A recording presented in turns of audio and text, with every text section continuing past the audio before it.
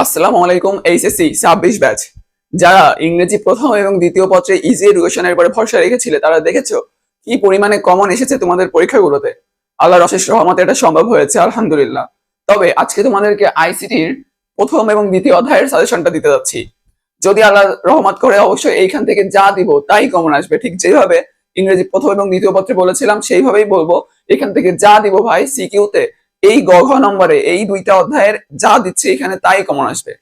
25 থেকে 30টা টপিক আছে তোমাদের, সেই 25 থেকে 30টা টপিকের মধ্যে প্রথম অধ্যায়ে 7টা এবং দ্বিতীয় অধ্যায়ে মাত্র 8টা টপিক তোমাদেরকে দিব। যদি কপাল ভালো থাকে ইনশাল্লাহ 100% গ এবং ঘ নম্বরে এই টপিকগুলোর মধ্যে থেকেই আসবে এবং এই শেষ সময় এই টপিকগুলো পড়লেই হবে। এবং তৃতীয় অধ্যায়ের পরবর্তী ভিডিওতে তোমাদেরকে তৃতীয় অধ্যায়ের সাজেশনটাও দিয়ে দেবো। তৃতীয় অধ্যায় থেকে কিন্তু দুইটা সিকিউ আসে, তোমরা জানো, প্রথম পার্ট থেকে একটা, দ্বিতীয় পার্ট থেকে একটা। তো ওই ক্লাসটা কেউ মিস কইরোই না। এবং নিচে আমার ইউটিউব চ্যানেলের লিঙ্ক দেওয়া আছে, ওইখানে অলরেডি তৃতীয় অধ্যায়ের ক্লাস শেয়ার করা আছে, একটু নিচে গেলে পাবা। দেখো প্রথমে দেখায় আইসিটি প্রথম অধ্যায় ভার্চুয়াল রিয়েলিটি, কৃত্রিম বুদ্ধিমত্তা বা রোবোটিক্স যেটাকে বলে আর কি। কৃত্রিম বুদ্ধিমত্তা বা রোবোটিক্স, এবার biometrics, cryosurgery, nano technology, genetic engineering, বিশ্বগ্রামের ধারণা।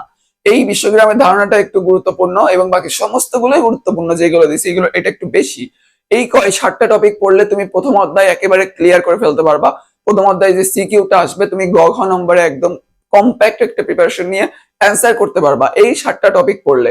যে প্লাস পাইতে চাও তার জন্য যেমন গুরুত্বপূর্ণ হবে, যে পাস করতে চাও তার জন্য এই টপিকগুলো সবচেয়ে বেশি গুরুত্বপূর্ণ, পড়ে যায়।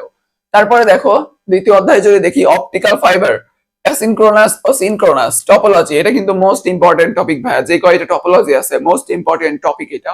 তারপরে হাব, তারপরে কেবল বা তারবিহীন কেবল। তারবিহীন কেবল কোনগুলা? যেগুলো দেখো যে ওয়্যারলেস যেগুলোকে বলে, যেমন আমাদের ওয়াইফাই ব্যবহার করি, আমরা ব্লুটুথ কানেকশন ব্যবহার করি, এগুলাকে বোঝায়। এগুলো একটু পড়ে নিবা, তোমাদের বোর্ড কোশ্চেনও একটু খুঁজলেই পেয়ে যাবে এই প্রশ্নের উত্তরগুলো।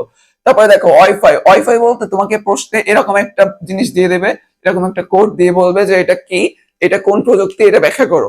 এখন এইটা যে ওয়াইফাই এটা কিন্তু তোমার বুঝে নিতে হবে, এই জন্য আগে থেকে আমি এইটাই লিখে রাখছি পাশে, এটা একটু দেখে রেখো।